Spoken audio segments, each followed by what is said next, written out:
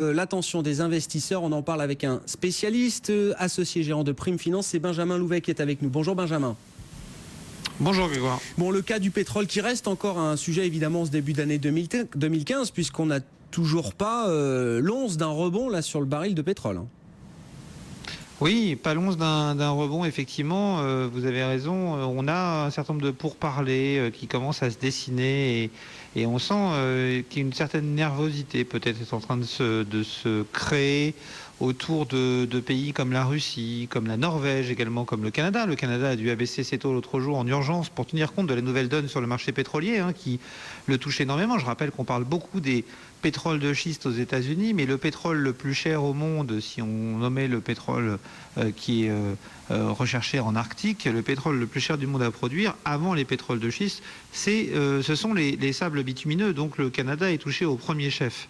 Donc on a hier eu des rumeurs comme quoi des pourparlers étaient en cours. Il y a le ministre du pétrole saoudien qui aurait reçu les ambassadeurs norvégiens et russes. Néanmoins, nous on pense chez Prime Finance que ça devrait prendre encore un petit peu de temps. On devrait avoir des prix du pétrole qui devraient rester lourds encore pour au moins quelques semaines, voire quelques mois. Pourquoi ? D'abord parce que vous avez des opérations de masse à cette saison qui se déroulent autour du bassin atlantique dans les raffineries, qui sont des consommateurs de pétrole et qui, en ce moment, compte tenu de la baisse des prix, ont peut-être un petit peu moins d'intérêt à assurer de la transformation pétrolière. Donc, ont un peu anticipé leurs opérations de maintenance et donc sont moins demandeuses. C'est la raison pour laquelle hier, par exemple, les chiffres de l'API ont fait sortir, l'association américaine qui suit ces questions d'énergie, ont fait ressortir des stocks en très forte hausse de plus de 12 millions de barils. On attend des confirmations aujourd'hui dans les chiffres du département américain à l'énergie. Donc on a une baisse de pétrole naturel de ce côté-là. On a également, d'un point de vue stratégique, on peut penser que l'Arabie Saoudite n'a pas fait tout ça pour rien.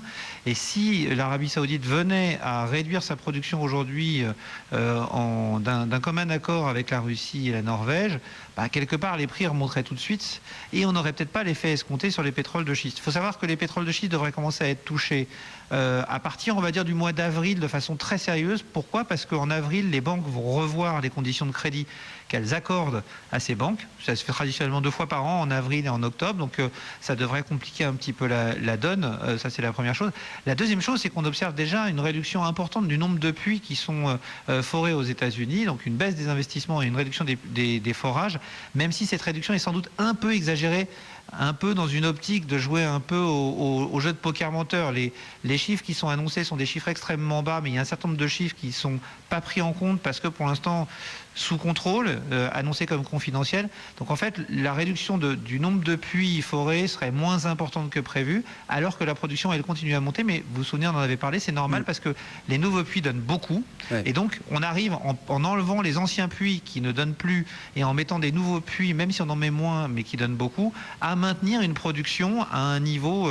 alors elle ne monte plus beaucoup, mais elle arrive à se stabiliser. Ça va durer encore quelques semaines, voire quelques mois, avant de commencer à voir cette production vraiment reculer. Et là, on devrait avoir peut-être un dernier mouvement de correction qui, à ce moment-là, devrait ramener quelques réactions de la part d'un certain nombre d'acteurs. Bon, et ensuite, après, si on suit votre scénario, qu'est-ce qui se passe en termes de prix ? On a une remontée et une stabilisation autour de quel niveau ? Est-ce que là, je veux dire, on passe d'un excès à l'autre ou est-ce qu'on peut trouver un point d'équilibre ? J'en sais rien, à vous de nous le dire peut-être, autour de, 50, 60, 70. Est-ce qu'on peut réatteindre ces niveaux-là et trouver un équilibre qui satisfasse cette fois tout le monde et sur lequel on puisse s'appuyer pour quelques temps ?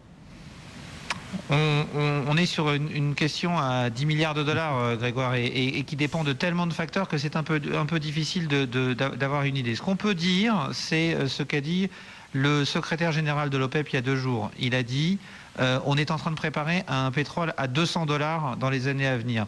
Alors je pense qu'il le fait de façon un peu provocante, mais il faut clairement dire que le manque d'investissement qui est en place aujourd'hui pose énormément de problèmes. Ah oui. Les pétroles de schiste en eux-mêmes sont un problème, si vous voulez, mais si on regarde aujourd'hui les réserves prouvées de pétrole de schiste aux États-Unis, c'est à peu près 10 milliards de barils. 10 milliards de barils, c'est quoi ? C'est 2 ans de consommation américaine. Donc ce ne sont pas les pétroles de schiste qui sauveront l'équilibre du pétrole. Il faut qu'on continue à investir dans d'autres zones du monde, et notamment en Arabie Saoudite. Je vous rappelle une donnée simple.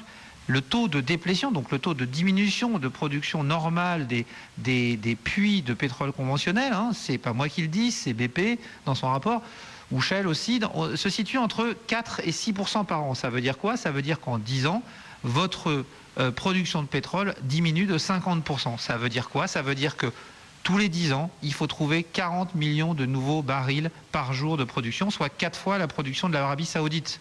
Donc, il est clair que si aujourd'hui on manque d'investissement, à un horizon 5 ans, on a le potentiel de se retrouver avec un baril très cher. Maintenant, ça ne va pas se faire en ligne droite pour une raison très simple, c'est que le jour où il va y avoir l'ajustement de la production et où on va se retrouver à nouveau en équilibre très instable entre l'offre et la demande, on a un pétrole qui risque de remonter très vite, peut-être vers les 70, 80 $, peut-être 90 $. Mais il faut savoir que si le pétrole remonte très vite, ça pose énormément de problèmes à la croissance.